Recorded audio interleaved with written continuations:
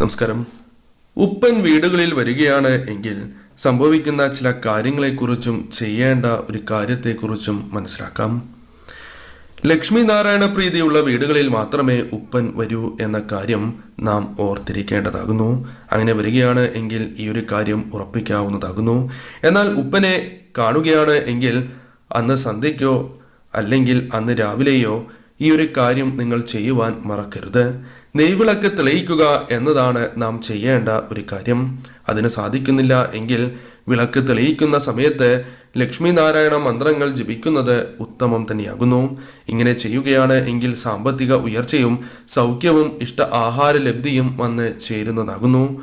ഉപ്പനെ കാണുന്നതിലൂടെയും ഈ ഫലങ്ങൾ വന്ന് ചേരുന്നതാകുന്നു. എന്നാൽ ലക്ഷ്മി നാരായണ മന്ത്രങ്ങൾ ജപിക്കുന്നതിലൂടെ ഫലം ഇരട്ടിക്കും എന്ന് തന്നെ പറയുക. എന്നാൽ ലക്ഷ്മി നാരായണ മന്ത്രങ്ങൾ ജപിക്കുന്നതിലൂടെ ഫലങ്ങൾ ഇരട്ടിക്കുന്നതാകുന്നു.